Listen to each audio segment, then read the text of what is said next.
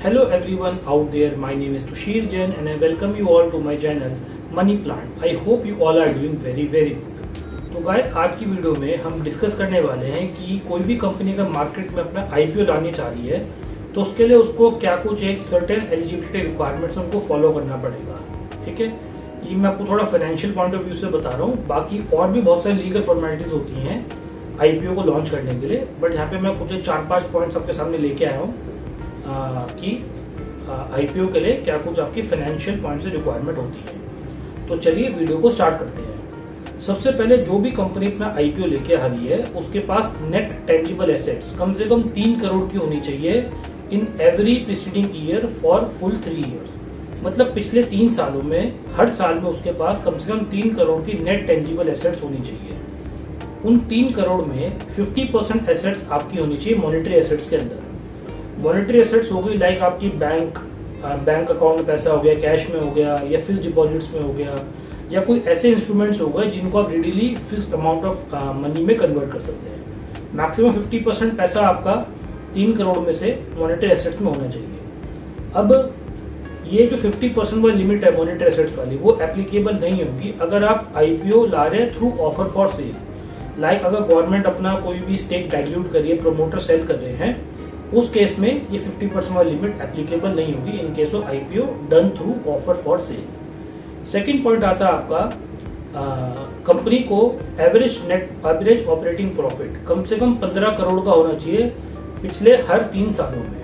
ठीक है, मतलब पिछले 3 साल हर एक साल में कम से कम उसका एवरेज ऑपरेटिंग प्रॉफिट 15 करोड़ रुपए का होना चाहिए। ठीक है, अब आपका ये इसमें कंसोलिडेटेड बेस पर भी होगा और इंडिविजुअल बेस पर भी होगा।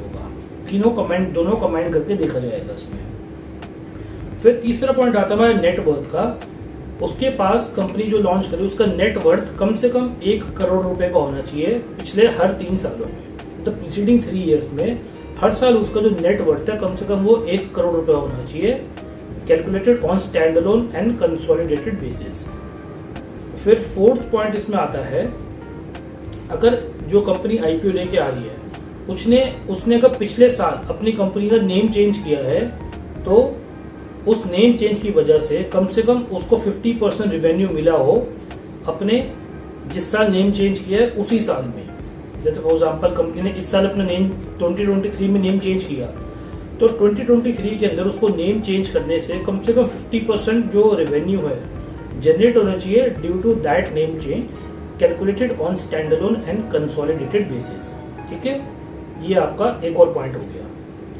फिर अगर इन चारों ही पॉइंट्स को कोई कंपनी फॉलो नहीं कर पाती है उसके बावजूद भी वो अपना आईपीओ मार्केट में लॉन्च कर सकती है अगर वो आईपीओ को थ्रू बुक बिल्डिंग प्रोसेस लेके आ रही है। बुक बिल्डिंग प्रोसेस का मतलब ये होगा कि हमने मार्केट में जो एक इन्विटेशन है उसको ओपन करके रख दिया है, हमने प्राइस बैंड बता दिया है।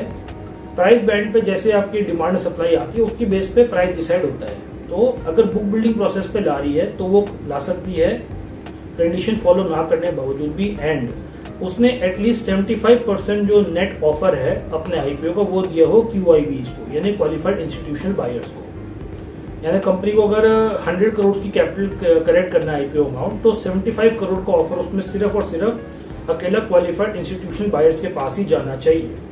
अगर क्वालिफाइड इंस्टीट्यूशनल बायर्स ने इस अमाउंट को सब्सक्राइब नहीं किया या फिर अगर 100% आईपीओ सब्सक्राइब नहीं हो पाया, मतलब जो भी इसकी रिक्वायरमेंट है, तो सारा का सारा पैसा जो है कंपनी को रिफंड करना पड़ेगा, QIBs को भी एंड बाकी जो इन्वेस्टर्स है उनको भी। तो गाइस यही था एक छोटा सा एलिजिबिलिटी क्राइटेरिया रिक्वायरमेंट। किसी कंपनी को अगर मार्केट में आईपीओ लाना है तो उससे क्या कुछ फाइनेंस के पॉइंट ऑफ व्यू से रिक्वायरमेंट्स को फुलफिल करना पड़ेगा।